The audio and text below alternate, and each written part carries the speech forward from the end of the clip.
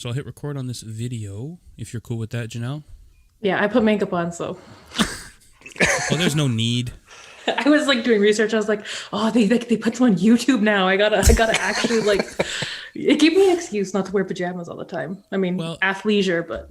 In that respect, then you're welcome. But never feel obligated to do anything other than be yourself. And to be fair, I'm still wearing pajama pants right now. So yeah, you gotta have the bottoms on. Yeah. No, you do? No, I'm just kidding.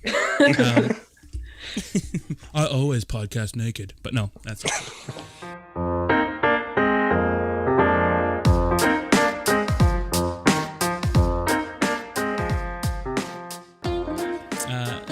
So yeah, we're recording already, so we can work this in here. So we'll like we say, if you're listening to this, if you ever join the Two Idiots, you don't have to do anything special. You just show up.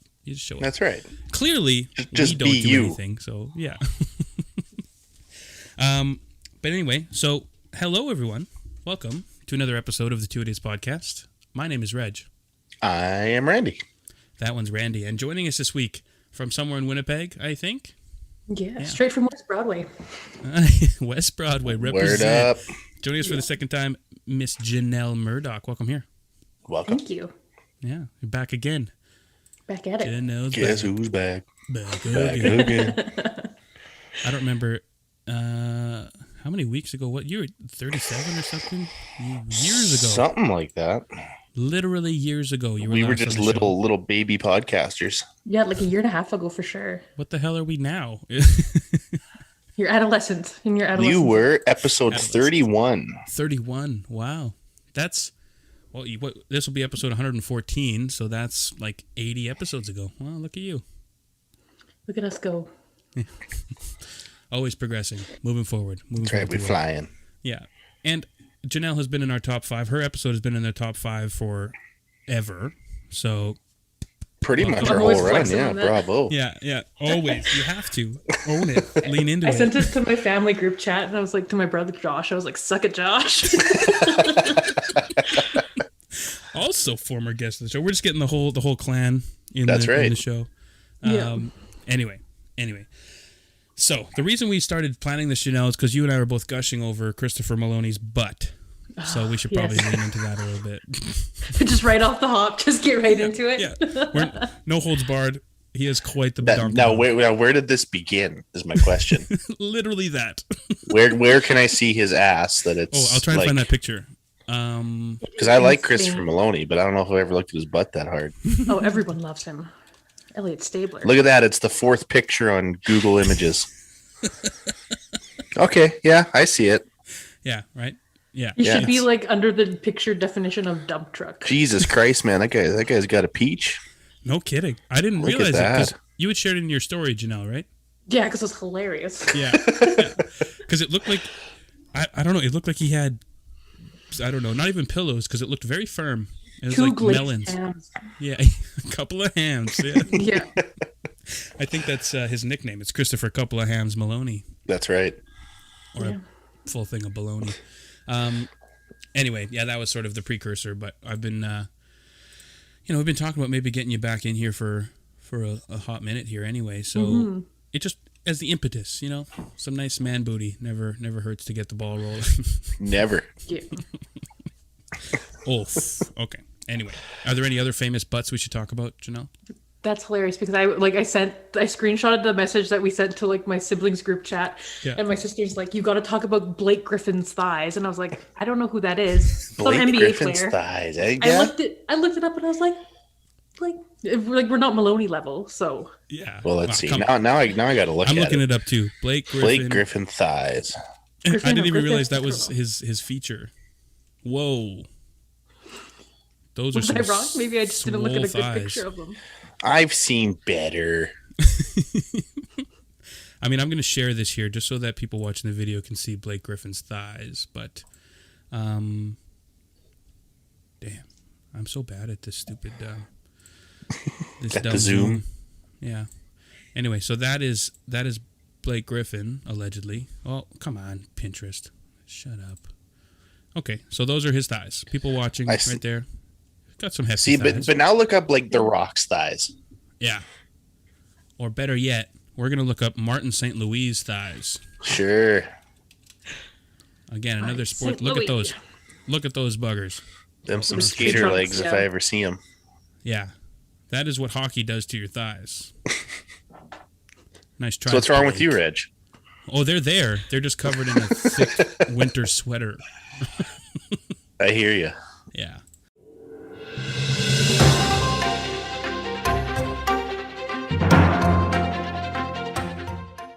The Two Idiots podcast is sponsored by Manscaped, the global leaders in men's below-the-waist grooming. Manscaped offers precision-engineered tools for your family jewels and is now available in USA, Canada, the UK, Australia, New Zealand, and the EU. That's the European Union for you less cultured folk. We have an exclusive offer for our audience. Use code IDIOTS, IDIOTS, to get 20% off and free shipping at manscaped.com. Join the movement and the other 2 million men who trust Manscaped. Now, Reg, did you know that one guy every hour, every day is diagnosed with testicular cancer? Wow. So this is a reminder to all the men listening, check yourself before you wreck yourself. Fondle them. Fondle them. Feel them up, baby. Manscaped, in addition to providing the right tools and solutions for safe and easy manscaping, has partnered with the Testicular Cancer Society to spread awareness for men's health and early cancer detection. Together, TCS and Manscaped are committed to raising awareness for the most common form of cancer in men aged 15 to 35 and giving support for fighters, survivors, and families impacted by testicular cancer as part of their We Save Balls initiative. Smart. Let's save them balls. I have a friend personally who had a nut removed because of a little bit of testicular cancer. So while you're down there cleaning up your sack, why not go ahead, give them a little investigation for lumps, changes in size, or any pain. I think we can all agree it's pretty fun playing with your balls anyway. So while you're down there, molesting yourself, make sure, you give it a little once over. Make sure there's no dents in the undercarriage, right? Hey, don't be afraid. Get your partner in on the fun if you have to. Yeah, there you go. Make it an experience. Make it a wonderful adventure. Manscaped recommends you check yourself once a month. If you do feel any lumps or swelling, give your doctors a call. In addition to checking yourself regularly, you want to make sure your sack is looking fresh and clean with Manscaped Perfect Package 3.0. Inside the Perfect Package, you'll find their electric trimmer called the Lawnmower 3.0. This waterproof trimmer features skin-safe technology and to reduce cuts to the sack. All liquid formulations use one of the best ingredients. Some of these liquid tools include the Crop Preserver, an anti-chafing deodorant for your balls, the Crop Reviver, a spray-on ball toner and refresher, and the Perfect Package 3.0 also includes an anti-chafing performance boxers that keep your package cool and fresh. Join the Manscaped movement and start taking care of your balls today.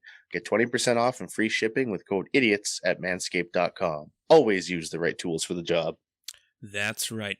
Make sure you check yourself out, feel yourself up, and while you're there, clean yourself up. Get 20% off and free shipping with code IDIOTS at manscaped.com. That's 20% off and free shipping with code IDIOTS at manscaped.com. Your balls will thank you.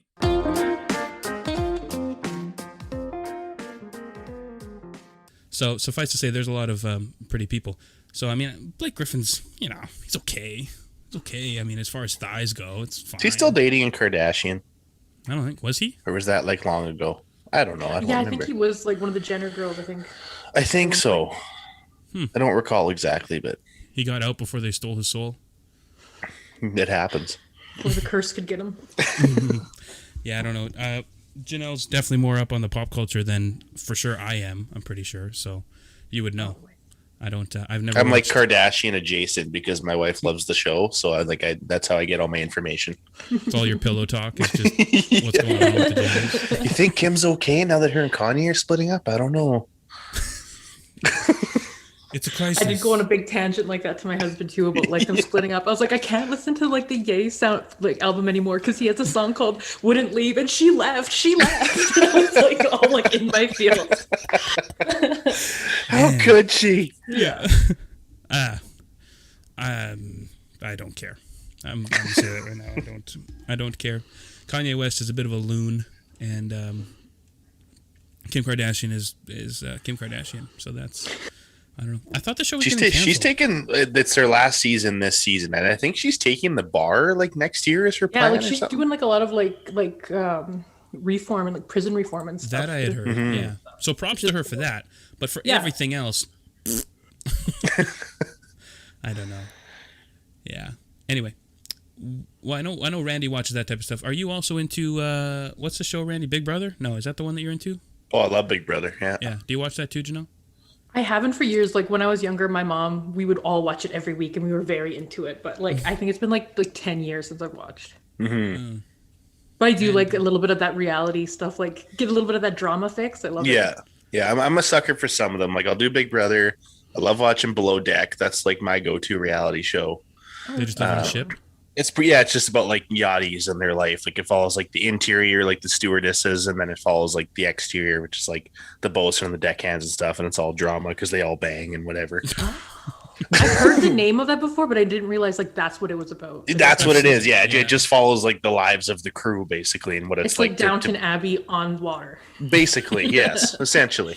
I've seen the thumbnail or whatever on Netflix as Below Deck or whatever, and I scrolled as quickly as I could in the other direction. I mean, it's garbage reality TV, but hey, I don't mind it. What's the draw? What other than just mindless drama? That's all it is. I guess, and like it's cool, like seeing the locations and just like what it'd be like to charter a yacht for 4 days, like just like the kind of, because it like for a lot of it, like you're talking like 5-star chefs, right? So you've seen all these like wicked meals getting pumped out, and then there's the drama between like the interior and the exterior, and you see what like who's a shitty boss and who's a good boss, and just what it'd be like to work in those conditions. I don't know, it's just like it's seeing behind the scenes of the job that you wouldn't see if you were just renting the yacht, right? I mean, again, no shame, because as far as escapism, we all need our outlets. For sure. What's during COVID? What's been your go-to, Janelle? What's your COVID escapism?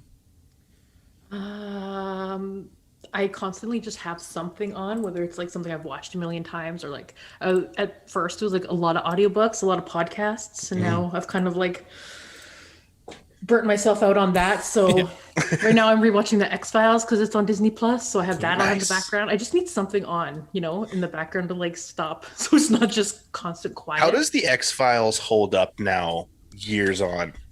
Like it's like a little touch and go. Like Gillian Anderson and David Duchovny are both beautiful, and they're still beautiful back then. And their chemistry, I die. But it's like, it's so funny because when you watch it, it's like, this is where every kind of like sci-fi kind of show we have in the last 20 years got their inspiration from. For sure. Yeah. So very it's kind influential. of like a lot of the same thing done over. And a lot of it's kind of cheesy and drawn out. Like we don't need television shows that have like 25 episodes a season anymore. Like it just, that seems too much. Yeah. I think Netflix has kind of ruined that. It's like, I want 10 episodes and I'm out. Yeah. Like we don't need so much filler and stuff. Like just we're getting into the British style where it's all mini-series. Yeah. Like 10 episodes for like 6 seasons. That's good. Yeah. You don't need to like overdo it, For sure. That's fair. That's probably because TV ratings aren't as big of a deal anymore, so they don't need to run them for as long, right? Yeah.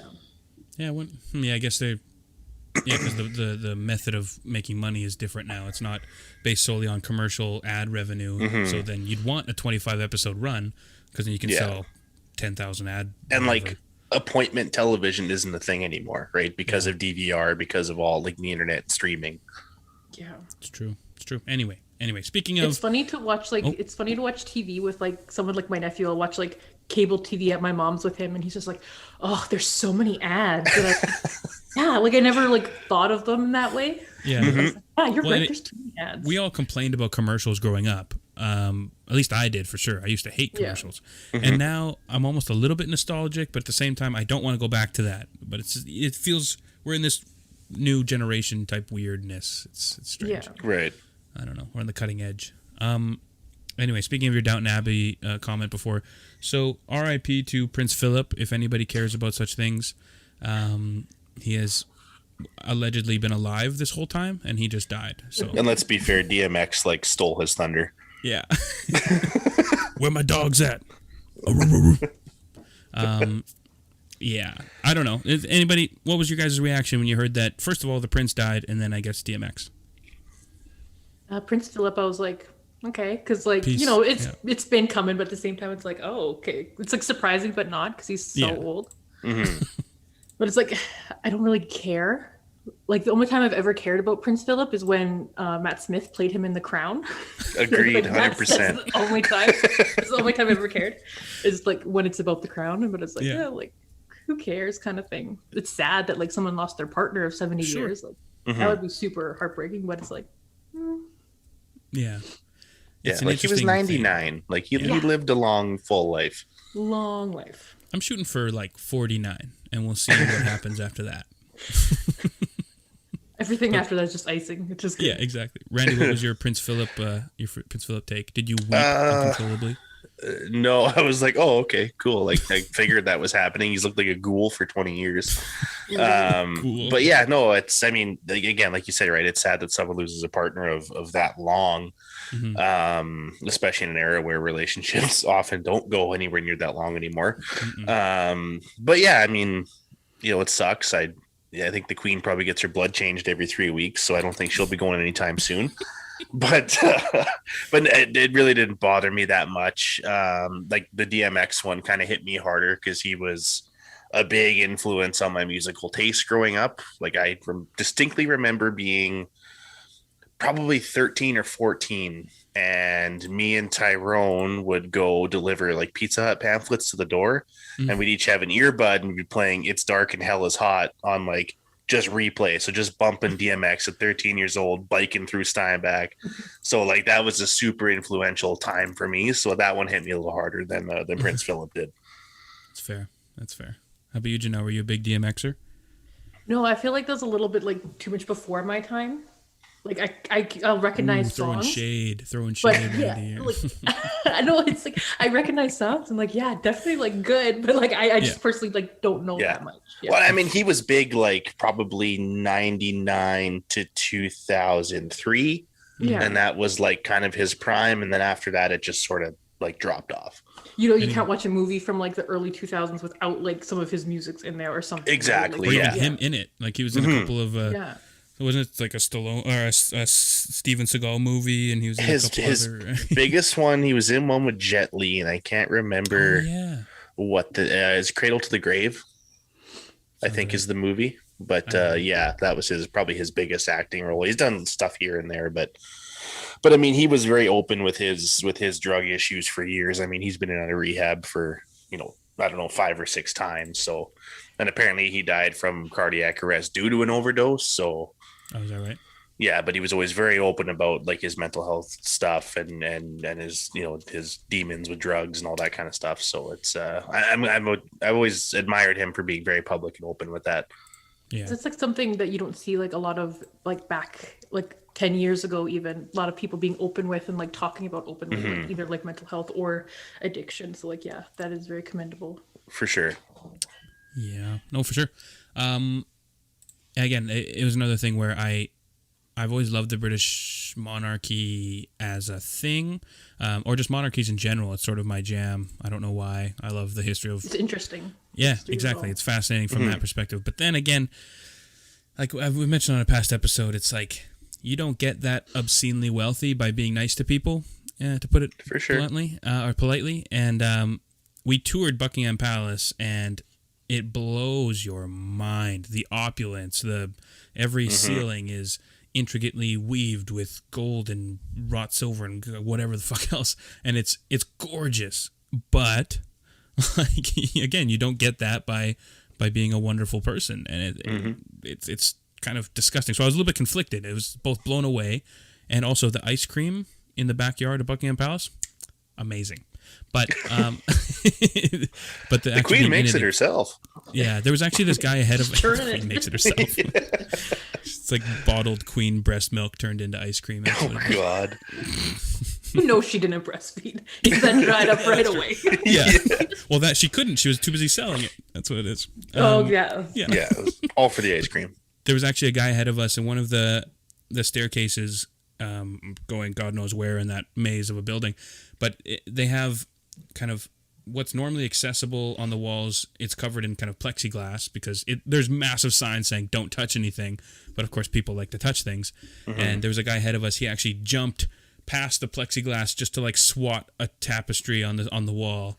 Yeah, like, dude, why? Like, you're just being a dick. Why? Yeah, it's just kind of blatantly disrespectful. Anyway, so suffice to say, I didn't feel that bummed about Prince Philip as like some monarchy reason, other than like you said, he was married to the Queen for 70 whatever years, and and to be fair, I mean, you watch The Crown, and it's like that's a tough role to be in, like to be the person who's always like second to the Queen, right? Like you're always kind of in the shadow, like, and that's a hard role to play for sure. 70 some odd years. yeah. Especially if it's like a manly man with like a little bit of that like toxic masculinity back then. For sure, right? He's got the military background. He wants to be a tough guy, but there's nothing he can do, right? But nothing takes the sting out of being emasculated by getting paid millions and millions of dollars a year to do so. But so R.I.P. Prince Philip for whatever that's worth to people. I know a lot of people that are pretty. It was all over Facebook. A bunch of people I know that were just sharing with like crying emojis and stuff, and I'm like, I mean,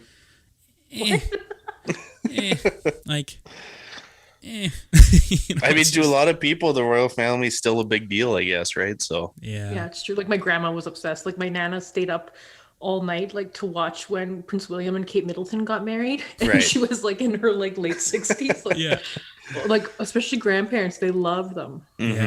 I wonder if that's also because you grow up with like God Save the Queen, right? In school, and and like until the 60s, we were still pretty much like an attachment of the British Crown. Like we weren't even really officially our own separate nation until like 1967 or so 5 or something. So if you grew up in that era, the Queen was the shit. She's gonna live forever. You heard that here first. But anyway, so that was big news. We can talk about that a little bit, but Anyway, so when you were on last, Janelle, we definitely talked about a lot of mental health stuff. We talked about your borderline personality disorder. We didn't prepare ahead of time for any of this to see what you wanted to touch on, what you wanted to discuss. So, do you want to discuss that more? I mean, in general, how have you been in pandemic life? It's funny because like when it started, I kind of like felt okay. Like a lot of people were like, didn't like lockdowns, they're anxious, they're scared, and I was like, I feel fine. And I remember like talking to my therapist, and she was like, yeah, because you've constantly like lived your life in survival mode, so like you feel good with the chaos and the unknown. I was like, okay, yeah, that's true. But it's also given me a lot of time to work on myself, like doing a lot of therapy. I did this course at Health Science Center. It's called the STAT program. Okay. And it's just like a day program where you do group. I did it from home over like not Zoom, but Microsoft Teams. And you just work on, it's like an intensive kind of like therapy, like kind of DBT kind of stuff. So I did that and it was amazing. It was also really nice because it was like every morning for 5 or 6 weeks. So it was a nice, because it's like a group thing too. It wasn't just with a therapist. So there was like other people in it with you. And it was a nice way to kind of like touch base with people and not feel so isolated during the pandemic and stuff. Right. Yeah. But so like, sorry, going through that, like as you wake up, kind of what would you have to do, or what was sort of the methods that they were using to get through that? There's like different modules. So each week would be a different thing. So like I'm going to completely forget already. Like you're working on your like self-esteem, you're working on like anger and your reactivity to things. Like a lot of people came in, I'm not like allowed to talk about anything, but a lot of the main thing that like a lot of people wanted to work on was like their anger. And I was like, I don't get that. Like, I don't think like I'm an angry person, but like, they're like, well, anger isn't just like blowing up, getting mad. It's like the frustration you feel, or like it can manifest in different ways, you know? Right. And I was like, well, I'm frustrated all the time. And I was like, oh shit, I think I have an anger problem. I was going to say, that's like my my zen is just being like on a base level of frustrated at something. That's my secret. I'm always angry. Yeah. That's fair. And so then going through that was obviously it's beneficial. Went well. Yeah, it was amazing. Like I feel like I'm not the same person I was like even this time last year or 6 months ago. Like it's just been like a lot of like constant growth and kind of realizing. I think a lot of it was like acceptance, where it's like, you ever just like sit in bed and you're like, oh, I shouldn't have done this like 5 years ago. Or you think about something that was embarrassing or dumb that you did, and you're like, oh, like beating yourself up, where like I shouldn't have done that. But it's like now it's I would constantly do that about every little thing in my life, even if it had no real effect. Right. And then it's like, you got to have the radical acceptance where it's like, there's nothing I can do to change it now. So like, why would I continue to make myself feel bad about it, which keeps me down and like not being able to reach like better mental health or feel better, you know? So it's been like a lot of that I've had to do. Like I can't change the past. Radical exception. That's exception. Is that what I said? Acceptance is the word. Yeah, I mean, more of us can probably should get that. Just you know, to look at it and be like, why am I stressing about this? Why am I working? Yeah. You know, letting this. What do they say when you hate someone? You're actually poisoning yourself or whatever. You're like putting it on you. They don't know or they don't care about what you think about them, but you doing it is just, you know, eating you up. So you may as well just let it go. Yeah. And it seems like such an easy concept, but it's hard, like when you're, you know, to actually do, but it's a big like weight off. And I feel like that's been like the main thing that's really helped me and helped me to be kinder to myself. I used to like be really cruel to myself and not even realize it. Like I had been like packing my bag for an overnight trip one day and I like threw a pair of socks at my suitcase and they missed. And I said to myself in my head, I was like, you dumb fucking idiot. Like, can you not do anything right? And I'm like, and now looking back, I'm like, oh my God. Like, no wonder I felt like shit all the time. Yeah. Man, I do that constantly. Well, not constantly. Yeah. I don't want to overblow it, but very frequently I'll just do something that it doesn't. Why did I do that? Or you know, you trip on something that shouldn't have been there because it's your fault it's there, or you drop something, or something just so boneheaded, and you're just like, oh, you fucking moron. Like, what are you doing? It's usually when you're already having a bad day, right? It's like little things pile up all day, and then it's like, now I'm just going to yell at an inanimate object for no reason. Like, you just realize, like, oh, yeah, I guess that is pretty stupid for me to do that. Oh, yeah.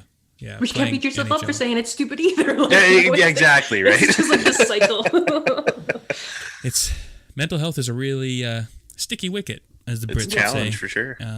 Yeah, it's an interesting thing. So, as you're working through your process, what kind of breakthroughs have you had? Because I know when we were talking, we kind of went over borderline personality disorder and kind of all of that. In using all of these methods, I remember you mentioned to me that you're technically not classified as that anymore. I'm not sure if that's still the case. Yeah.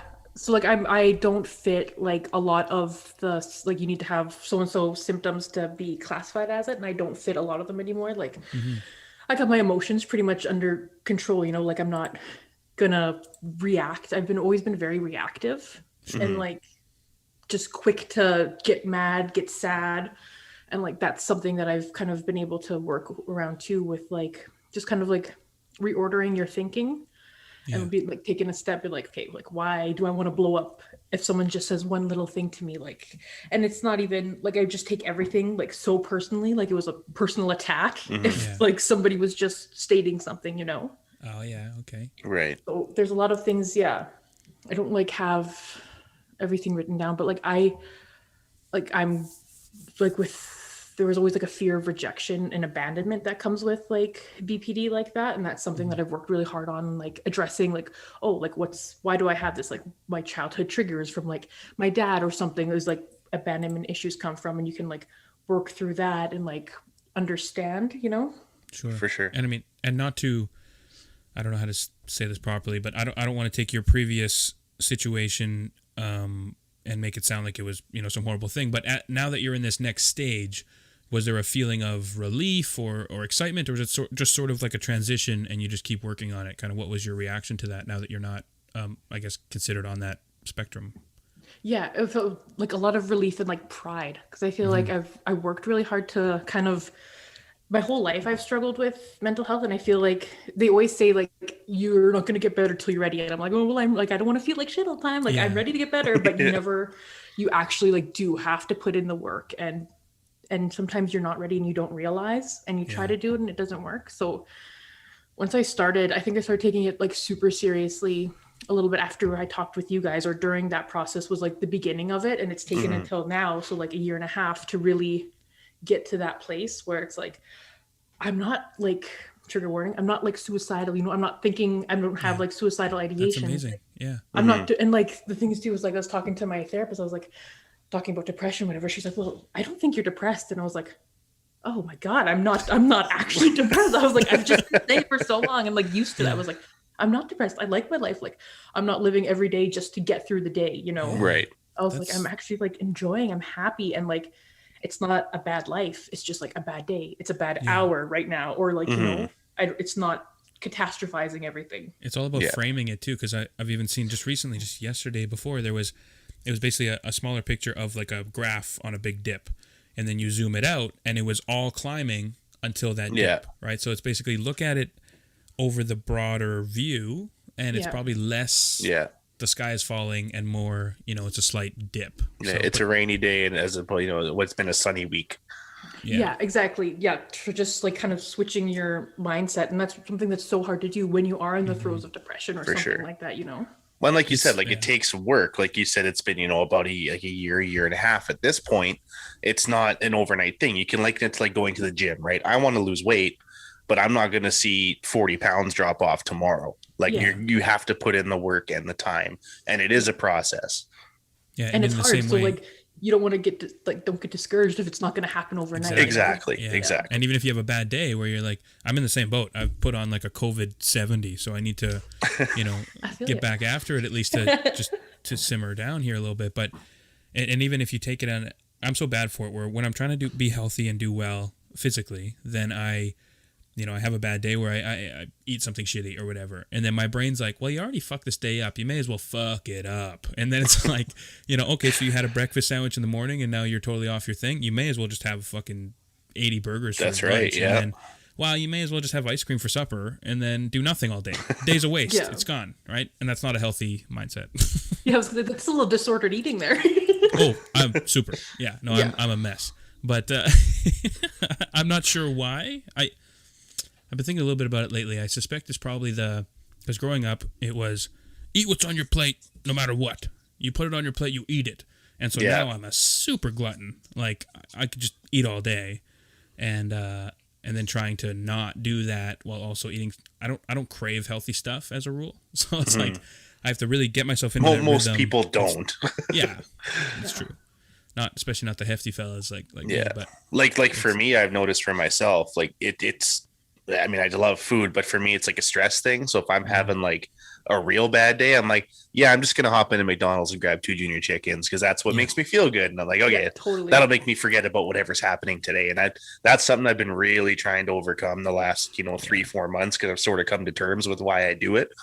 And it's hard for sure. It's hard. I do that too. And then you like get home and you have it and you're like, why did I do that? I'm like, it's just, like I shouldn't have done it. I'll be in the drive-thru and it's almost like I have a split personality where it's like, the person ordering is someone I don't know, and then my brain is like, don't do it. Why are you doing this? Why are you even here? And then it's just like, I do it, and as I'm driving up to go pay, it's like, what the fuck's wrong with you? Why are you doing this? And then I do it, and then I keep, it's just... and then you go, okay, last time. I don't even say that. But it's really weird, like, dissociative, like, duopoly thing, where it's like, the two parts of me fighting, and what are they... There's something called, it's like, there was a term where it's sort of like not self-sabotage, but it's basically you do it even though you know it's wrong, or I forget there's a term. Like I was gonna say, this is like in like the self-harm module of like what I did. This would be considered like a self-harm thing too, because you're doing it, you're gonna punish yourself for it after. Right. So like totally. Yeah. The cat of nine tails is hanging over there, but I don't. No, I'm just kidding. I don't physically do that, but it's a bit of a slog. So for sure. So I get it, but we all have things that we need to work through, and even your point where you were saying that your therapist said you're not depressed anymore, or you're not. I don't think you're depressed. It's interesting that we always picture health or any sort of issue as a really binary thing where you're either in it or you're not. And it's like you picture as there's like this really firm break, and it's this or it's this, and then when I'm out of this, I'll feel it.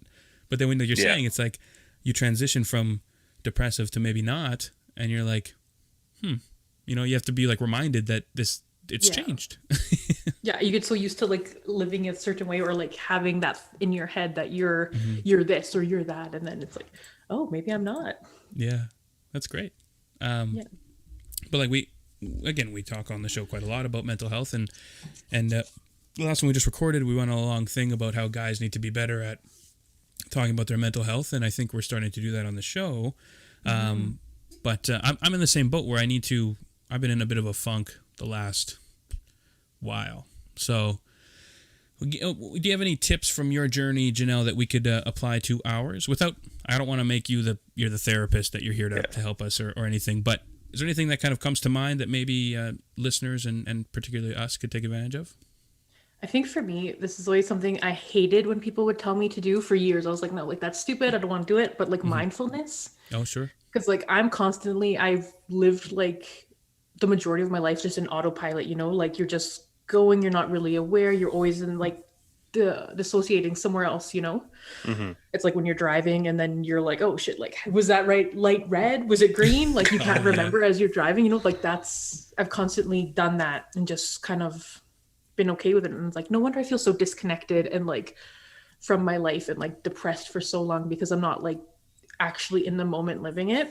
So I found like doing like little mindfulness minutes is helpful, like whether it's just like closing your eyes, doing like breathing exercises and like working your way up, or like some kind of meditation, but like taking those few minutes to like be mindful. I started with like, they're like, be completely mindful and in the moment and not in your head thinking about something else while you're brushing your teeth every morning and every night. Okay. Starting with little things like that. And it's actually super hard. It's super hard to not just like start thinking about like, okay, this is what I have to do for the rest of the day. But you're like, no, you're brushing and you're paying attention to every tooth you're pulling over, your movements and everything. And I found like just doing that, it's been so helpful. It's a good first step. Good for sure. Yeah. It's just I'll have to start brushing my that. teeth, I guess. I'm just kidding. I found that helps too. Because lately I've been sort of the same thing. I've been in kind of a funk with, and I had to sit down with myself the one day and go like, you've got a roof over your head.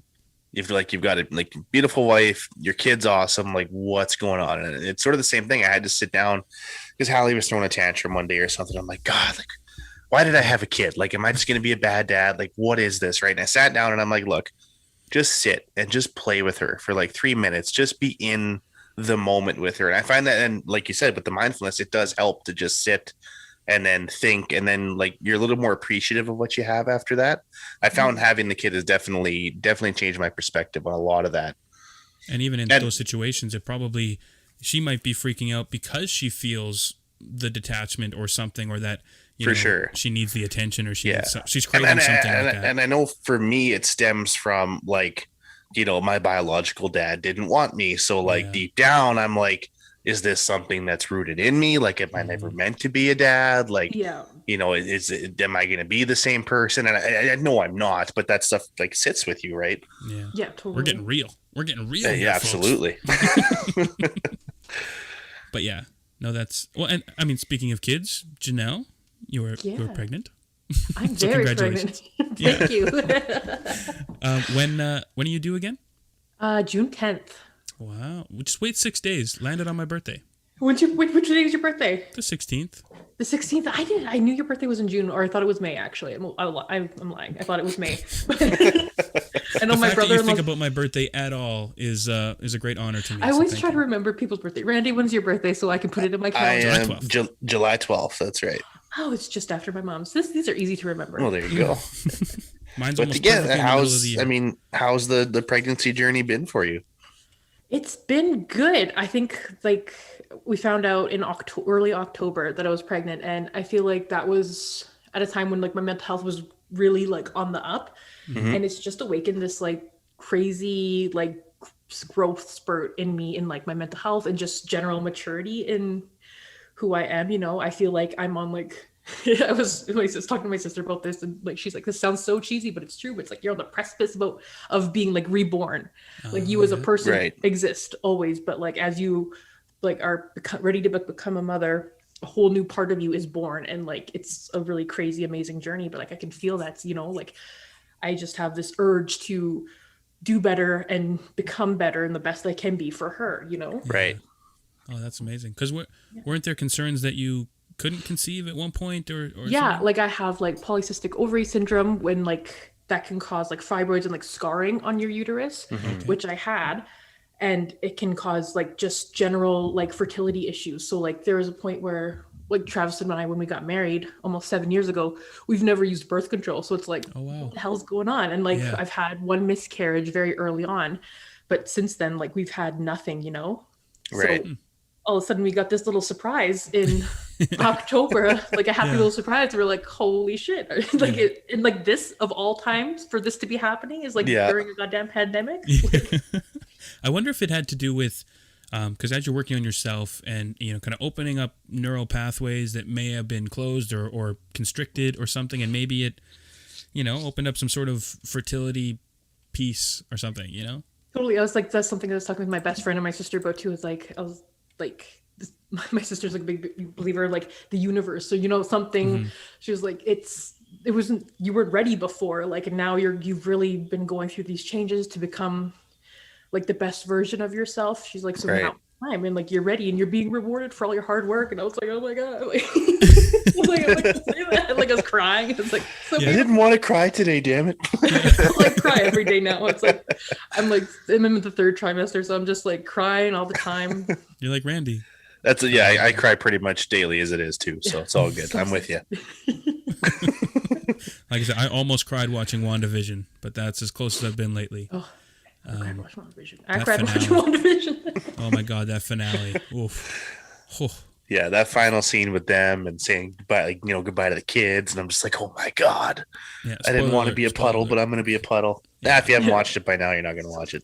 Yeah, yeah, that's true. It's like there's another podcast I listen to. Total aside, it's actually with James Duthie from TSN. He and his buddies they shoot the shit, and it's kind of annoying sometimes. But anyway, they always do a spoiler alert, no matter how old the movie is. They're talking about Ferris Bueller's Day Off, and they do like an actual edited like spoiler alert thing just to warn people. I'm like, dude, movie's been out since 1985. Well, who are you spoiler alerting for? Exactly. I don't know. Anyway, so so what? I don't even know what I was gonna say, but the pregnancy stuff, hooray! Oh yeah, it's going great. It's going great. Although nobody told me that morning sickness comes back sometimes in the third trimester. So that certainly can. I know some women who've had it for their entire pregnancy, and it sounds like it sucks. Like until like 18 weeks, I just felt like a constant, like it was like a constant worst hangover of your life. Right. I just lay in bed and like I just feel awful. I feel gross. Like there's TV shows and video games I can't play anymore because I was playing during that time to keep my mind busy. And it's just like when I see them or think about them, I'm like, oh, like this is a trigger now. It's like when you got super drunk off something and now you can't even smell it. Yeah, it's just ruined. It's just ruined. not to trigger any vomitiness, but can you give us an example of a show or a game that you won't think about anymore? The game, I can't remember the game. It's like this, I love like a good like farming sim, like Stardew Valley or Harvest Moon. Right. It's not one of those. It was My Time in Portia, I think it's called. And it was just like a cute like little like whatever I was playing on my PlayStation, trying to keep busy. And now like I think about it and I'm like, oh, like I can feel my mouth watering while like, just thinking about it. Well, I'm sorry. I was just curious. Because I just stopped playing after a while. And Travis was like, do you want to go back and like play that? Because we were playing it together a little bit. And I was like, no, like I can't. I just can't. Just hang a bag off your face as you're playing. Yeah. That's awesome though. But yeah, huge congrats. I mean, parenthood it's a ride. So have fun for sure. It's definitely a ride. I'm learning that I wasn't as patient a person as I thought I was. but no, it's super fun. It's super rewarding. I love it. And yeah, I can't wait for you to experience it. It's awesome. I was gonna say, Randy, what's your like, I don't know if you want to get into it, but what's like your highest of highs and kind of your lowest of lows as a dad for the first, how old is she? Turning 2? Yeah, she'll be 2 in July. Her birthday's on the 3rd. Highest of high, I mean, her being born was awesome. Like being in the room when they were doing the C-section and like seeing her get pulled out, like that was so cool. At the same time, it's kind of low too, because you're like, shit, like I got to take care of a whole person now. But you ride that wave for a while, and then in terms of the lows, like I have a really hard time dealing when she has like a big tantrum, and not because I'm like embarrassed or whatever, but it's just like because I don't know how to help her when she's freaking out, and I know she just can't explain to me what's going on. Yeah, you feel helpless. Yeah, exactly. Right. So like that's the low points for me. I haven't really had a super bad one, or like I've spent a few days here and there in the hospital with her because she's had like bronchitis or something, and they feel like crap, and you're trying to give them treatments. Like, I guess the lowest part I had was, this would have been a few months back. She had to get a treatment for bronchitis. They put the mask on, they nebulize a treatment in, and like, she hated it, right? No kid wants a mask on their face. She doesn't know what's happening. And I had to like forcibly bear hug her with one arm and like literally hold her head and force the mask onto her face. And she's screaming and crying and, calling for mommy because she can't be in the room with us because of COVID. Yeah. And like, I'm sitting there and I'm like trying not to cry while I'm doing it because like it hurts your heart, right? Because I'm like she's gonna hate me now. She didn't even look at me for the next 10 minutes after. I'm like, well, shit, now my kid hates me. It's game over. Like, we're done. Yeah. And then 20 minutes later, she snuggled up and gave me a hug, and I was good to go again. But like that's really hard to go through as a first-time parent, for sure. No kidding. Wow.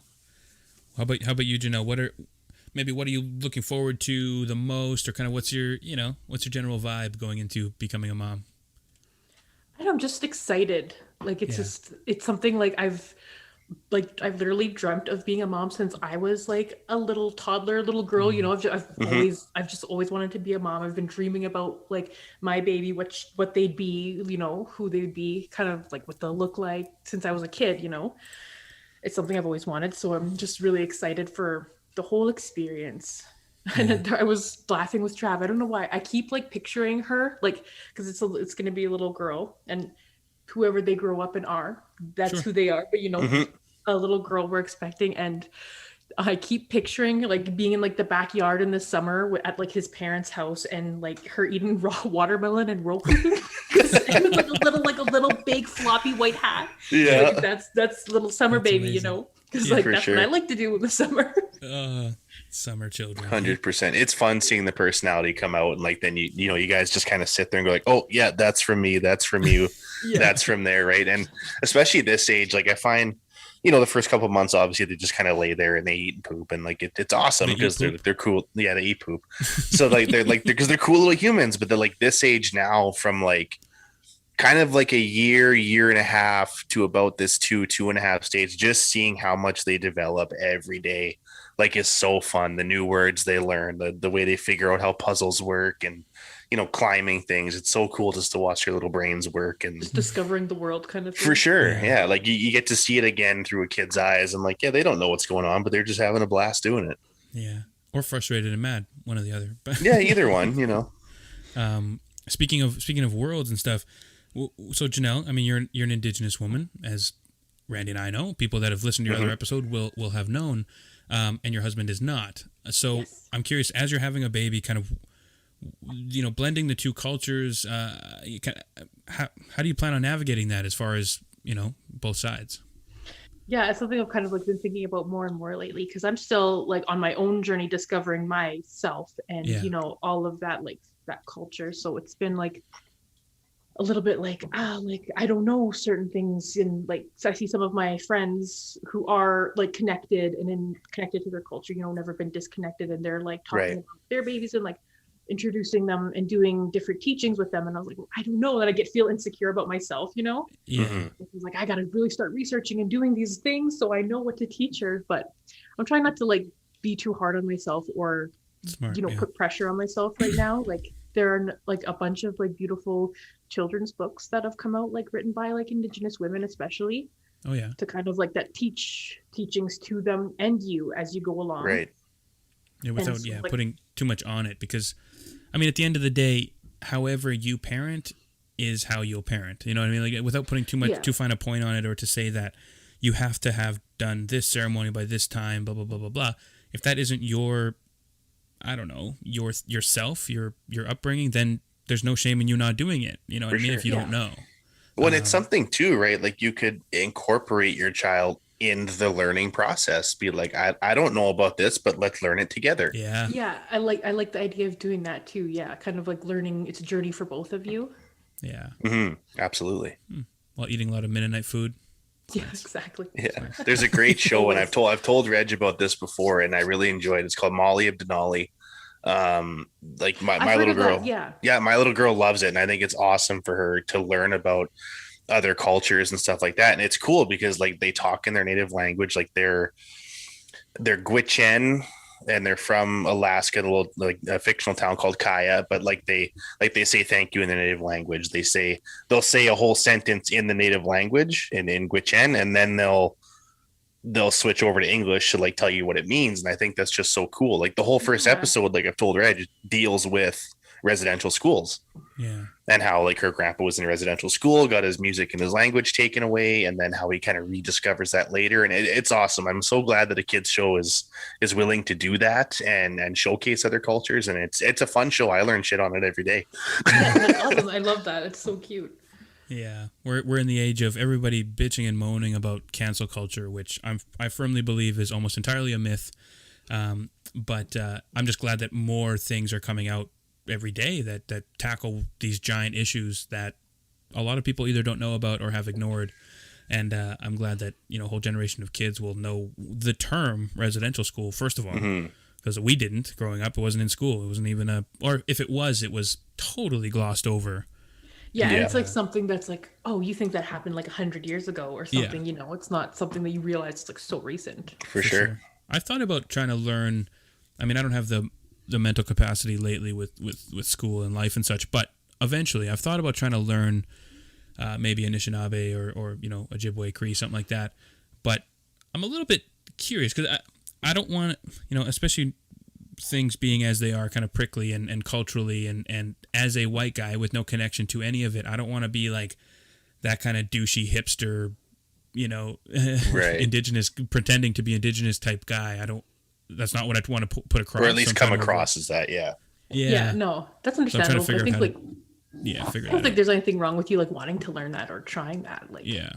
Especially if you're not like gonna try and profit from it. You know how like somebody would like learn and then be like, I can teach you how to speak like this language. Yeah, I can get this job now because I can speak both languages, right? Like it's just you just want to learn the culture, and I think there's nothing wrong with that. Yeah, I'd like to learn languages as well, but it's like it feels so intimidating. And I feel like my sister and my mom and we all talk about this. Like you get such bad imposter syndrome, where it's like even though like that's us, like this is our culture, like we're totally entitled to do whatever we want.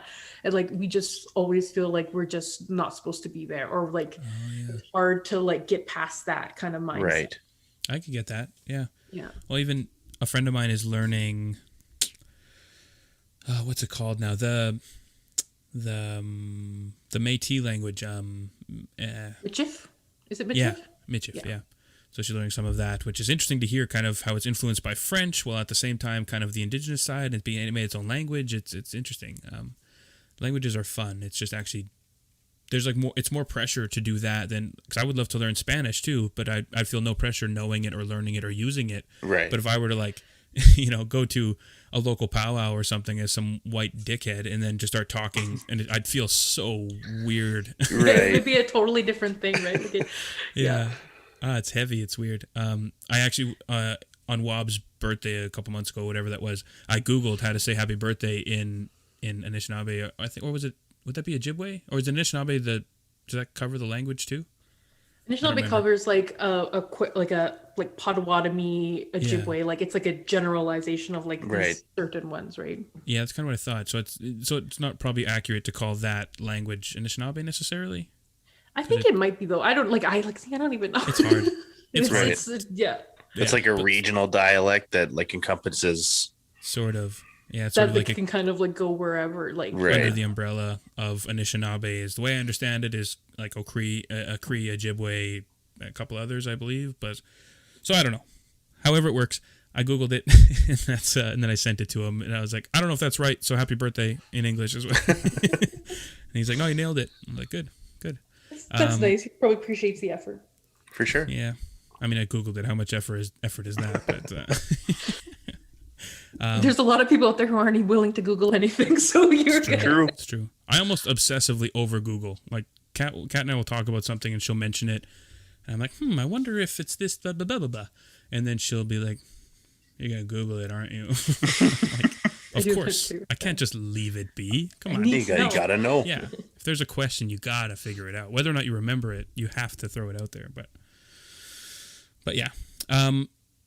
Wow, we've already done 52 minutes. Jesus, we're flying. Cruising. So one thing I wanted to also mention, again, we've definitely had some discussions about indigenous things, and I don't know if we personally have had conversations about cultural appropriation. I think we may have. And so, again, I don't want to tokenize anybody or put you on the spot, but I'm curious about your thoughts on. There was a show that I was watching. We mentioned it on a previous episode. Are you going to talk about Michelle Latimer here? No, actually, that's a different one. But I thought you were going to talk about that one. We definitely can get into that for sure. Yeah. But the one that first came to mind, this is the first time that kind of the cultural appropriation kind of umbrella kind of hit me, and I never really felt it until I saw the show. So I was watching on Amazon Prime the show Yellowstone. There was definitely some conflict going on there. Long story short, it's basically based on Kevin Costner's family owns a big ranch in Montana, right up against a indigenous reserve or an Indian reserve, whatever they call them there, a reservation, and basically, so then his son is married to an indigenous lady off that reserve, and so that lady was I thought it was kind of cool, the fact that they're sort of blending worlds, and this is like a real world sort of situation, and kind of how do they navigate that, and land claims, and of course there's like 3 indigenous guys that always play chiefs, and I forget the guy's name in this show, but even some of his stuff, he's like, if they won't give our land back, we'll buy it back, which is pretty powerful, and I kind of dug that. Right. But anyway, so this lady is his wife, and I actually looked it up kind of guiltily, I'll admit this, that it's very seldom that you see even an indigenous female actor being shown at all, and the fact that she wasn't like, the wizened old medicine woman, or she was like a contemporary woman, right? So I looked her up. I was curious if she'd been in anything else, and I found out that she's not indigenous.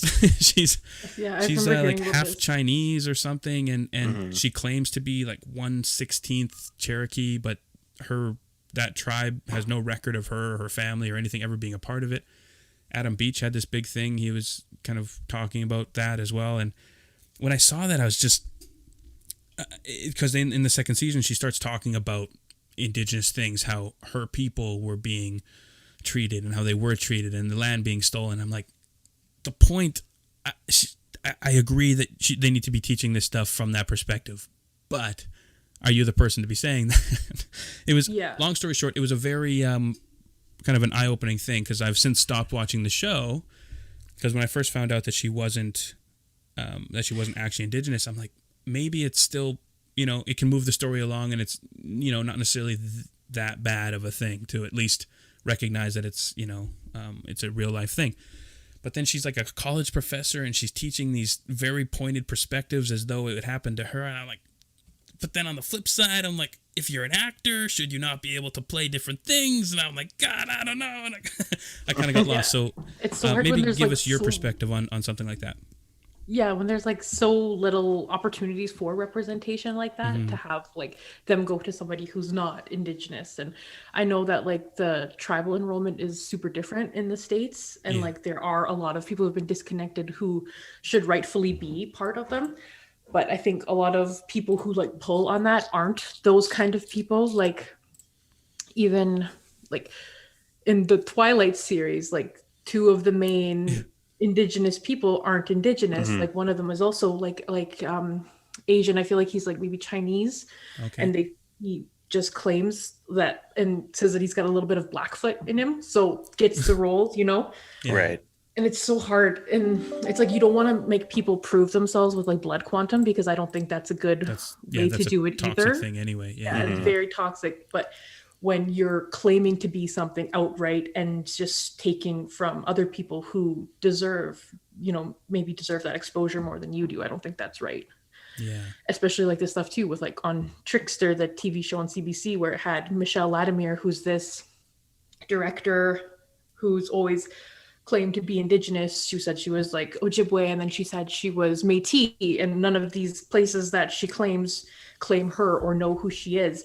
And it turns out she has one ancestor dating back to the 16th or 17th century. And she's this entire time taken grants, gotten awards and jobs for being indigenous, so like, that's when it's a problem. When there's, when you can't pull an ancestor or pull some kind of connection to your culture, like right off the bat, where you have to go digging for it. I don't think that's right. Well, yeah. And especially if you're then Adam Beach makes a good point, because in one of the articles, I don't have it up in front of me, but basically he was saying that just you having, you know, a 30th you're the 30th descendant of, you know, somebody somewhere one time doesn't necessarily mean that you're then indigenous, and vice versa. Yeah. Like, you could say you grew up on reserve, but you totally were apart from everybody else, and you're not even a part of the culture. By the same token, you could likely also not be technically indigenous. You know what I mean? Like, you're not culturally indigenous. You can be, you know, technically indigenous, but if you're not immersed in the culture, is the way I understand it, that, you know, we need to be a bit more aware of kind of what's going on.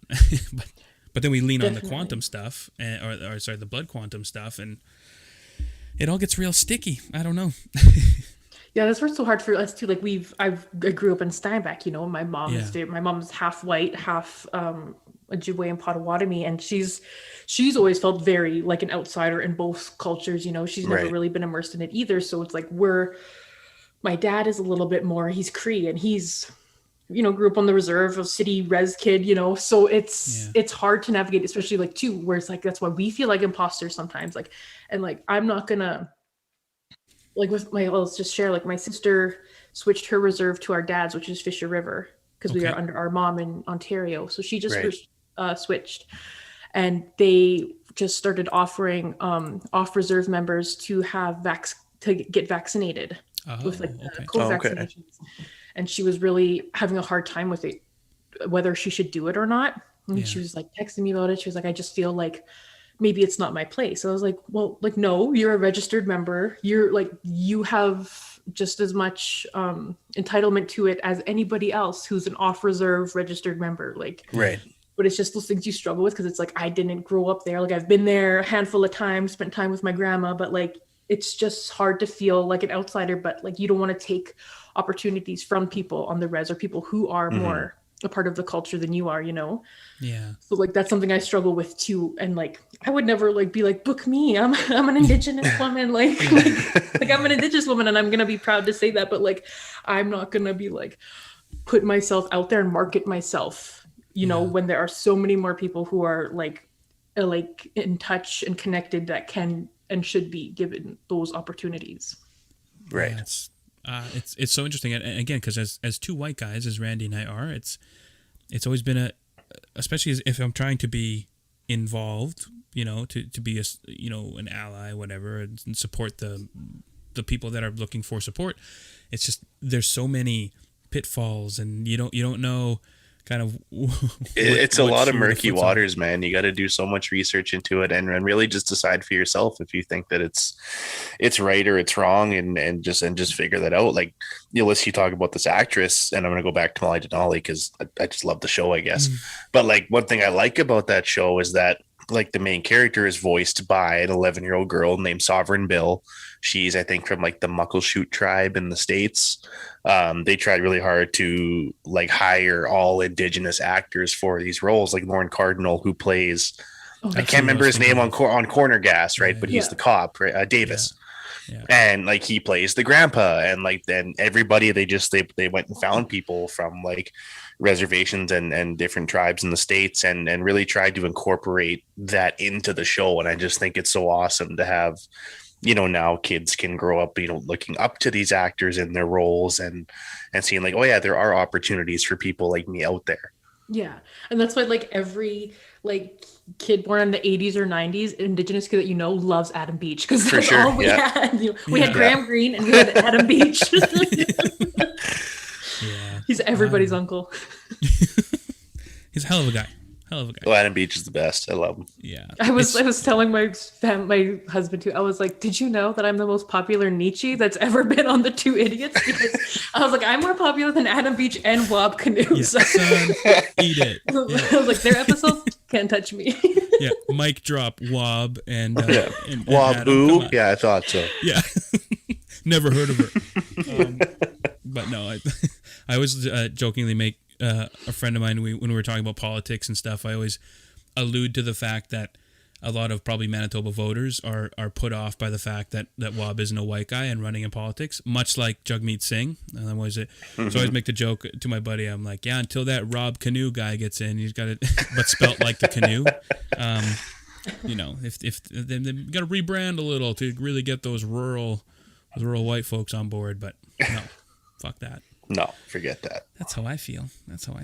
If you don't like him for him, then screw you, is what I say. Loud and proud, baby, loud and proud. But what about reverse racism, Randy? Come on. Everything's against the white people now. Yeah, that's right. I don't know. I can't stand those people. It's as a straight white male, we are the most. We are the minority. It's so sad because you actually, like, as you say things like that, I bet we can all pull up like 5 people in our head that we're thinking about. Oh, yeah. Like, I actually say these things and believe them. Yeah. It's disturbing. Yeah, I don't know. People will think what they think, and it's just. But at the same time, I get the frustration on some level, because there's a lot of people I know that grew up disenfranchised as white folks, right? And they look at that and they get offended, and or even say, for instance, where we work, there's a program where for basically most departments, most new hires, it goes they reach out to indigenous communities, then they reach out to women, and then they reach out to all the other applicants. So there's a lot of people that get real butthurt about the fact that, you're not part Métis, you can't take advantage of that. Oh, yeah. Well, then I guess you're screwed. And I've had conversations. I always cut it off at the pass, because other people are like, "Or are you Native, or you're not a woman, so I guess are you Native?" And I'm like, "No." He's like, "Oh, well, then I guess you're fucked." And I would just kind of lean into it. I'm like, "It's fine as long as I'm being considered to apply. I'm not bothered by it. I'm willing to wait my turn. It's okay." But I know if I were really to pull on that thread, these people would go ballistic and just say how unfair it is or whatever. I don't know. I saw some people getting fired up today because like United Airlines or something put out a press release saying that in the next 10 years they're aiming to have, I think, like 50% of their workforce be women or people of color. And they were saying, and people were getting fired up like, well, they should just be a pilot, and that shouldn't matter if they're a woman or a person of color or whatever. And it's like, we're putting people's safety, like, the people's safety second over bowing to the left. And I'm like, they said they just want to train women and people of color, right? Like, it's not like they're just taking anybody off the street. Like, they're going to train these people because they want more diversity in their workforce. And I'm like, how can you fault them for that? Like, yeah, people who are also like competent and can do it. It's just they're expanding the pool. Yeah, and, like they're getting the training. They said this is over the next 10 years. It's not like they're not being trained to fly a plane. Like, it's so stupid. There's nothing wrong with the corporation to say we want a 50-50 split, and then you open the doors, and if 3 people come in, then you hire those 3 people, or you train whoever you can train, as long as they match the requirements. And then over time, if you eventually reach 50-50, wonderful. But it's problematic if they say it has to be 50% white, 50% not white, 50% male, 50% female, because then you are just hiring every person of color that walks in, or vice versa, every white woman or white male or not white. If you give yourself these really strict, then that'd be impossible, because then you literally are. Well, and their release was more nuanced than the way I said it. Right? Down that much, it would for sure. Performative, because and frankly, that probably would be racist. If we're being honest, because then you're literally taking people just on that. But if you are working it in such a way that you're saying we want to achieve these numbers, but we realize that the marketplace may or may not have that many people in it, then there's nothing wrong with that, because then you can strive to reach those numbers. Just like I was talking about the program. They're opening up a certain number of, say within one department, they're looking to hire 18 Indigenous, 18 women, 18 everybody else. Yeah. So if you go in and only 5 Indigenous apply, 1 woman applies, then great. Then you run them through the same program. You run everybody else through. If they match, perfect. But you don't have to then hire that number of people. I don't know. Sure. It feels more fair to me. But if all you look at is the headline and say, "Oh, white people are getting screwed," like I said, their press release is more nuanced. My point was, it was just mostly white people getting mad about it, right? Because they said like 1% of pilots in the U.S. or whatever are women, and like 3% are people of color, and it's like, okay, well, that like good for them. They want to open it up, like that's awesome. But it was mostly white people getting mad, saying, "Oh, they're putting safety second, blah blah blah." It's like, okay, whatever. Like, it's like, so do you think stupid. only certain white people are like good at flying? flying planes. Yeah, Exactly, We're right? the only ones who can do it. And you're Yeah. really leaning into the stereotype The elite. that women and people of color are terrible drivers. Because if you're like, Mm-hmm. you're just assuming that if they were pilots, the safety is worse. Yeah, it's Yeah. so dumb. You know that there's pilots in Asia. Literally everywhere else in the world. Yeah, there's other people of color doing other things. That it's, but people just want to be mad at things. I don't Of know. course. It's really I don't annoying. even have like frankly. I don't have the energy anymore to like look at comments or anything like that, because like I'm just like I just like don't like Yeah. you guys can do and say whatever you can do. Like I'm not gonna like waste my energy or my time or Smart. like my mental health on like getting mad and trying to like call things out. I'm just like, I mean, because people on are just both gonna be there and sides. there. If we're being honest, it's the same thing. Like even the people that are butthurt about Dr. Seuss and Mr. Potato Head and as though It's those are just funny things to watch them flounder and how embarrassing it is, Yeah. because they just have no critical thinking skills at Zero. all. It's just Yeah. total reactionary. But on the same token, I know people that are, firmly radically left in everything, and then they're mad at everything. And I'm, at least some percent on board with all of those issues. But how can you go through life with that just pit of anger always? I get it. There's a lot of shitty things. Of course, I get it. Like that's irrefutable. But where do you find peace? Because you're fighting giant, systemic, monstrous change, and if you're constantly fighting that, you're just going to burn out. Like I don't know. Where do you find your peace? I see that, and it blows my mind. That was something that I had to work on too in like my anger module thing that I did, where it's like, do you go looking for things to be upset about, or like, Right. like I used to go like on Twitter and like see a certain hashtag, then I go through and just see all the people being like racist assholes Yeah. or misogynistic assholes, and then like I just constantly sit there and scroll and read and like get myself worked up, and I was like why would I do that? Like it's like a form of like just constantly like doing that. You get burnt out, you get tired, and like no wonder you feel awful. Mm-hmm. Oh, especially I consider myself a bit of a history buff, and I love reading about history. And if you even pick up the book, you're going to find some things to get real upset about. Yeah. For sure. But at what point do you know what I mean? Like you got to keep pushing the envelope, but you also got to live your life. I don't know. And I Maybe think that's it's my good. privileged It's- stance. I don't know. That's just It is a time too where like there is a lot of like white people like kind of like waking up and are willing to like kind of fight for like people of color and show up for these certain issues. So like now like BIPOC people and Asian people can kind of take a step back and like while they're still doing the labor and like letting people know it's not just them constantly fighting for themselves all the time. There's some For people who are probably burning themselves out now, like For you sure. said, who are kind of like not virtue signaling, but you know what I mean? Like some of them are, but yeah. Yeah, Yeah, like there's who definitely go people who hard. walk the line between ally and like white savior, right? Yeah, that's the hardest thing. Yeah. It's And tough. it's frustrating. I actually got in like an argument with some random old white dude on TikTok because he was like this murdered and missing Indigenous women account where he would like not even talk about, but just like show pictures of women who are missing. Right. And it's just him sitting in front of the camera with like a green screen covering their faces. And he's just sitting there like pointing like this. And I was like, what in the white savior are you doing? Like, I was like, he was like, my account is about women and bringing like attention to these murdered and missing women. He's like, I'm not even on my account. And I was like, your face is centered and your face is in your profile picture.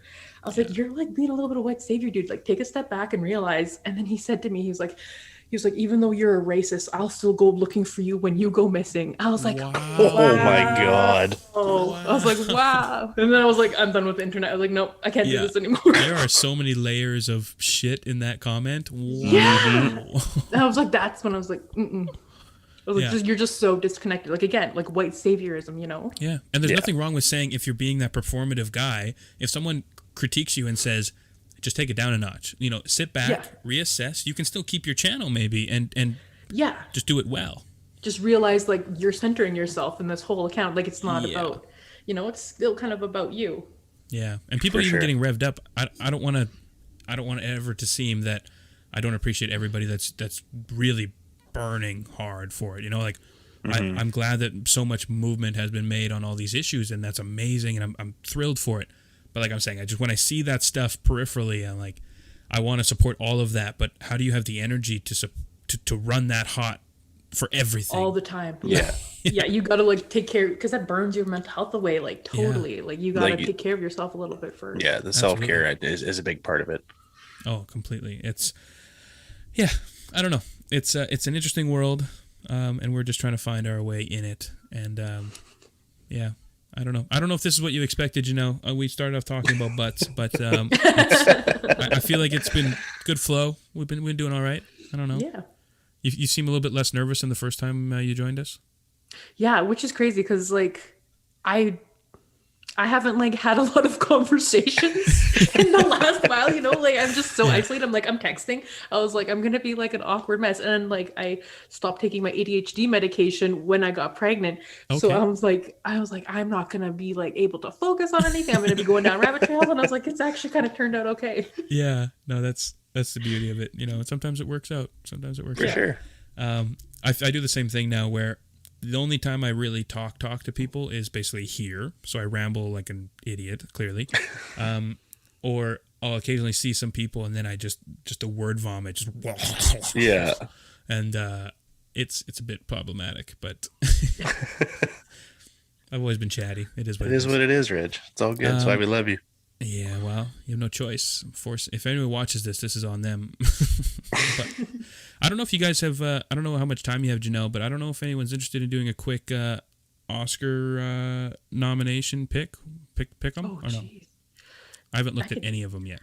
I was like, I think I've seen like one or two of the movies, I think. I don't even know. How about I list them and we'll just guess and then we'll keep track and see who wins. This will be our third annual Two Idiots Oscar pick thing, the jig. And again, I don't know a damn thing about the Oscars this year. I don't really watch much movies. Yeah. And I feel like nothing really has come out that much either. Everyone's kind of pushing back, waiting for movie theaters to open up again. Yeah, pretty much. My family used to do Oscar parties every year though. We'd get the ballots, we'd have like themed snacks. Oh, that's so cute. Awesome. It was fun. I only do that for the Super Bowl, and even then that's not always. Okay, I've got them up here. Okay. So, we'll do like the big ones and then the rest. Like we're not doing film editing and shit like that. Yeah, no, just the normal, best picture, best actor. Yeah. Blah, blah, if you've got them up to you can lead them by all means. I'm gonna say though that I haven't even heard of. I've heard of one of these. Oh no, two of them. Anyway, doesn't matter. Okay, real quick, folks listening, bear with us. The 2020 Oscar nominees, starting with Best Picture. Okay, Janelle, we're gonna start with you. Who is your pick out of these lists? The nominees are The Father, Judas and the Black Messiah, which sounds interesting, Mank, Minari, Nomadland, Promising Young Woman, Sound of Metal, and The Trial of the Chicago 7. I've literally seen two of those, but I would probably say Judas and the Black Messiah just for like the Black Panther aspect of it. And is that what it's about? Fred Hampton? I think it's Fred Hampton, yeah. Yeah. I enjoyed The Trial of the Chicago 7 as well, though, but I don't think it's worthy. That's with Joseph Gordon-Levitt, right? Yeah. Yeah. I like him. Anyway, so you're picking Judas and the Priests or whatever you said? Judas and the Priests? Yeah. Okay, fair enough. Randy, what are you picking out of those? My heart wants Minari to win, but I think that Nomadland might. So I'm gonna pick Minari though. Okay. I'm gonna just throw a dart at the board and say, let me quickly look at them again. Promising Young Woman. That's what I'm gonna say. I feel like I've heard about that. Heard of most of these. Yeah, that's gonna be a problem for me too. Randy, which one did you say? Sorry, Nomadland. Minari. Oh, Minari. Okay. Which I really want to watch because apparently Stephen Young is incredible in it. Oh yes, I've heard that. That one's really good. Mm-hmm. Who's Stephen Young? He was Glenn from Walking Dead. Oh, it's his most notable role. Okay, cool. All right, moving on. Next category: actor in a leading role. I think Chadwick Boseman's going to win this one just as a posthumous Oscar. But anyway, Riz Ahmed for The Sound of Music, Chadwick Boseman, Ma Rainey's Black Bottom, Anthony Hopkins in The Father, Gary Oldman in Mank, and Stephen Young. How'd you say it? Young? I think it's pronounced Young, but I don't Young know in for sure. Minari. What's your pick, Janelle? I'm going to say Stephen Yeun, even though for Chadwick Boseman probably will win. Yeah. Also, that was The so Heath sad. Ledger Award. That made me so sad when I found out he died. Oh, me too. Yeah, It's heartbreaking. that was a hard day. I'm normally not big on like worrying so much about like when Hollywood people like other than just a person dying, if that makes sense. Mm-hmm. But that one hit me just being a Marvel head. It's hard.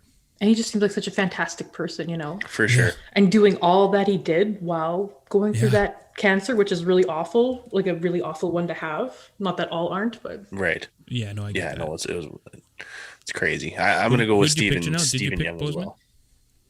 no, Stephen, yeah. Okay, and Randy, what are you doing? I picked the same. Both of you going Steve Young, whatever. I'm gonna put my money on Boseman. A little mix of it there. Yeah. Boswick Chadbin. A friend of mine saw him in a coffee shop in Vancouver a couple years ago, and he didn't even go up to him like a fanboy because he's not a Marvel guy either, but he respects him as an actor. But he's like, well, he looked like he was going over lines, so I just respected him and left him alone. I'm like, dude. You just go hug him. Run up to him, Wakanda forever. Yeah. Umbambe. Okay. We watched from the mountain. That's probably an issue there to even do that accent. But anyway, we're going to... probably. Actress in a leading role. Viola Davis from Ma Rainey's Black Bottom. Andra Day, I don't know who that is. United States versus Billie Holiday. Vanessa Kirby, Pieces of a Woman. Frances McDormand, Nomadland. And Carey Mulligan for Promising Young Woman. Frances McDormand. Okay. Frances McDormand. I don't know who that is either. She married to one of the Coen brothers, I think. She's always in their movies. Yes. Okay. Yeah. Randy, who you got? I'm going to go Frances McDormand as well. But my heart kind of wants Vanessa Kirby to win because I enjoyed her in The Crown. Okay. In The Crown. She plays the Queen's sister in the first I was two going to seasons. say the young Margaret. Yeah. Oh yeah, she's great. She's beautiful. I don't know who any of these people are except Viola Davis. I'm going to go with... let's make it a three-peat. We'll go all three. Frances McDormand. Frances McDormand is a Hollywood darling. She's usually a safe bet. Good. And she's a wicked actress. We got a lot of money riding on this, so we got to make it count. That's right. Actor in a supporting role. Wow. Sacha Baron Cohen. I didn't know he was in that. For Trial of the Chicago 7. He's really good in that. Daniel Kaluuya, Judas and the Black Messiah. Leslie Odom Jr. for One Night in Miami. Paul Raci for Sound of Metal. And Lakeith Stanfield for Judas and the Black Messiah. Who you got, Janelle? I'm going to go with Daniel Kaluuya. I can never remember how to pronounce it. Is he the guy from Get Out? Yeah. Yeah. Okay. And Black Panther. Yeah, that I know for sure. But I'm trying to be more, general. Randy, who you got? I haven't watched Judas the Black Messiah yet. I really want to. I'm going to pick Lakeith Stanfield just because I love him. And I was like, it was between either of those two. Yeah, my favorite Lakeith Stanfield movie is Sorry to Bother You.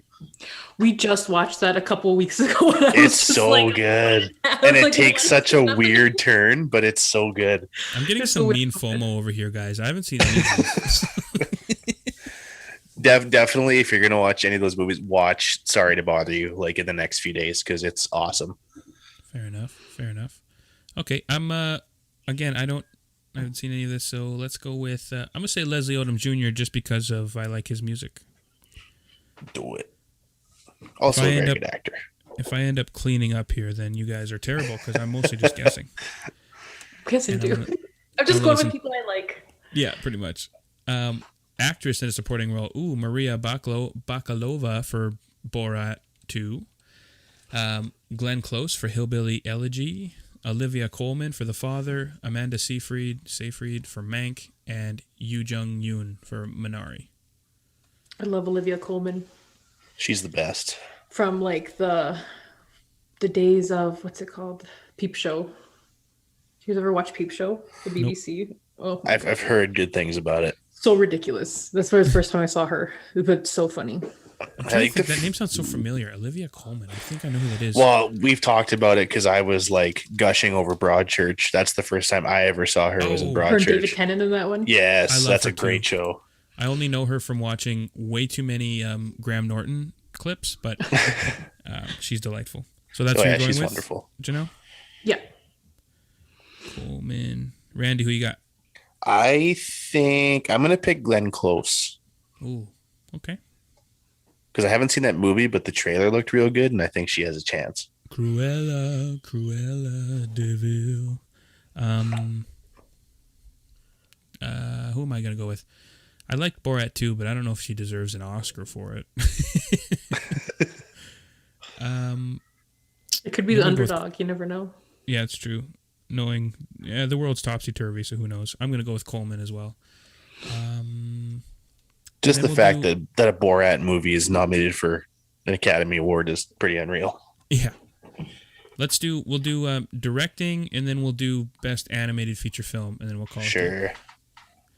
Okay, so directing, Thomas Vinterberg for Another Round, David Fincher for Mank, Lee Isaac Chung for Minari, Chloe Zhao for Nomadland, and Emerald Fennell for Promising Young Woman. Who you got, Janelle?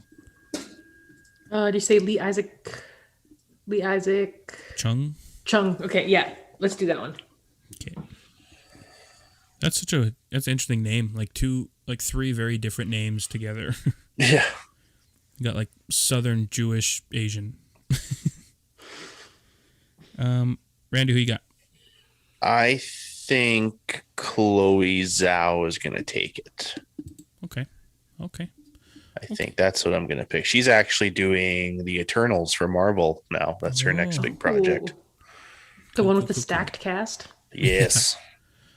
I'm going to go with... Yeah, I'm also going to go with Zhao. Okay. Now, best animated feature. This one's for all the marbles here. Scroll too far here. All right. Onward, Over the Moon, A Shaun the Sheep Movie, Farmageddon, Soul, or Wolfwalkers. What do you got, Janelle? I really enjoyed Over the Moon. And I never watched that one. I sobbed and sobbed. Oh God, I won't be able to watch it then. Yeah, what's the plot? Like you're gonna cry so hard. And I was watching, it was just sobbing, crying. So I'm gonna go with that one, even though I feel like it's probably gonna go to Soul. But okay, Randy. Yeah, I'm reading about Over the Moon. Animated musical, a girl builds a rocket ship and blasts off, hoping to meet a mythical moon goddess. Interesting. Cool. Soul is probably going to take it. So I'm just going to say Soul to boost my numbers. Can I just say, and maybe this is a hot take and very unpopular, but I think Soul's overrated. I'm going to say that. I've yet to watch it. I was underwhelmed when I watched it, yeah. Yeah. It's cool. It's a neat premise, and there's a lot of sweet, kind of sweethearty type things in it. But as far as Pixar movies go, Onward kicks the piss out of Soul. Right. I think. Onward was good. That made me cry too. That was good. Yeah, it's so good. Like, the dad stumbling around behind them and stuff. It's amazing. So mine is full on Onward. I think Soul is going to take it, of course, but I'm voting Onward because that's probably the best animated movie I've watched in a while.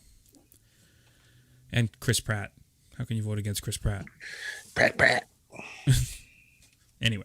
All right. So, again, nobody cares about any of that because we are not movie critics, clearly, because we didn't watch any of the movies.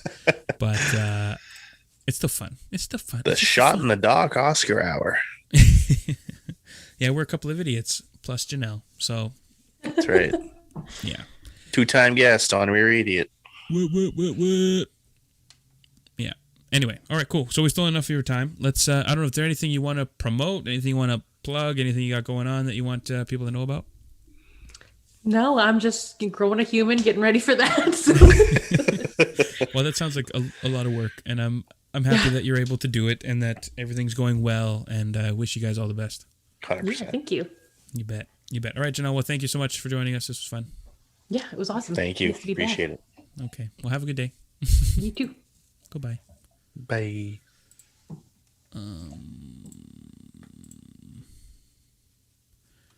Cool. Okay. Well, folks, we're back in the lobby in the quote the virtual Two Idiots studio. Indeed. Yeah, I'll probably post on our Instagram after the Oscars to see how close we were. But Sure.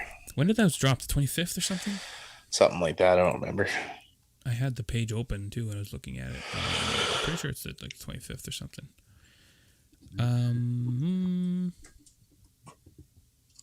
It is. Yeah, 25th. There you go. So this one should drop right before that, so it'd be perfect. So, folks, check that out. Watch the Oscars if you like. If you don't, who cares? I don't know. Whatever. Watch Nobody some cares. movies. Nobody knows. Do whatever you got to do. Take care of yourself. You be you.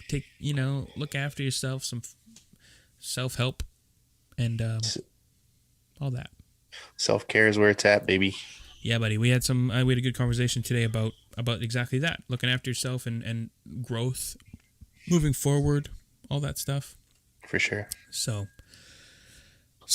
yeah. So find us on social media. Go to Instagram at 2 Idiots Podcast. On Facebook, we are the 2 Idiots Podcast. On Twitter, we're 2 Idiots Show. And on YouTube, we are the 2 Idiots Podcast. And by email, thebuddyitspodcast@gmail.com. Send us your suggestions. If you want to chat, if you have any guest ideas, send them along. We're also on patreon.com/2idiotspodcast, where we're at multiple tiers. If you want to donate and help out the show, we have, of course, at the $7 level and above, you get to enter the Idiot Hall of Fame. Hall of Fame. You froze on me, Reg. Your face looks real funny right now. Hall of Fame. That's impressive. You like that? I could have kept going. I wasn't even out of breath yet. But anyway, so yeah, Idiot Hall of Fame, $7 tier and above. Like Randy said, we have multiple tiers to get you bonuses and benefits all across the board, from bonus episodes and merch draws and giveaways and exclusive this and exclusive that, and you get a little extra. All kinds of stuff. All kinds of stuff. So, but the people at the $7 tier and above love us a little bit more, and we love them even more than that. So, that is right. Currently, our Idiot Hall of Fame includes Janet Gooden, Mr. Brian Moore, and Mitchell Buck Pierce Buckers. Buckers. We also have Kayla Lundberg on behalf of her and Jordan Peters. And Mr. Drew McDonald. Like I've said, old McDonald had a Drew. E-I-E-I-O. Big Drew. He'll always be Big Drew McDonald to me. And he's the smallest, slightest guy. But yeah, stiff wind will blow him over. Speaking of winds blowing people over, our last but certainly not our least member of the Idiot Hall of Fame is Danny. We love her very much, Duick. That's right. Yeah. Mi mom. Yeah, mia familia. Oh, my familia. We're a family. Okay, Vin. Family. Yeah, so that's our Idiot Hall of Fame. Thank you to all those people that gave us a little bit more. If you feel so inclined, for as little as $3 a month, you can support the podcast. We might be adding a little something. I might work into maybe get episodes a little earlier, maybe summertime. We'll see how it goes. We're thinking about it. Yeah, play around with some stuff. So get yourself in there. Tell a friend. Be sure to rate, review on Apple Podcasts and all that shiz. And yeah, literally, just tell a friend. If you found any part of this fun or influential or enjoyable, please send it to somebody. For sure. We find word of mouth is pretty big for getting us around. And like Red said, rate, review, subscribe. It all helps us get to more eyes and more ears and helps us grow the show. Indeed. All right, folks. Well, if you're out there having a baby yourself, all the best to you. Specifically, Janelle, wish her and Travis all the best for their little one. For sure. Yeah, if you're going through the shit, don't worry. You can get through it. Reach out to somebody. If you need, whether it's professional or just a friend, if you feel the need, feel free to reach out to us. I mean, we're not professionals, but we can try and help. Absolutely. you. Always here to talk. 100%. That's all we do every Sunday, folks, is talk. So indeed it is. But we're done. this week. We're done. So, folks, we love you. Hope you all have a wonderful week. And yeah, peace out. Bye.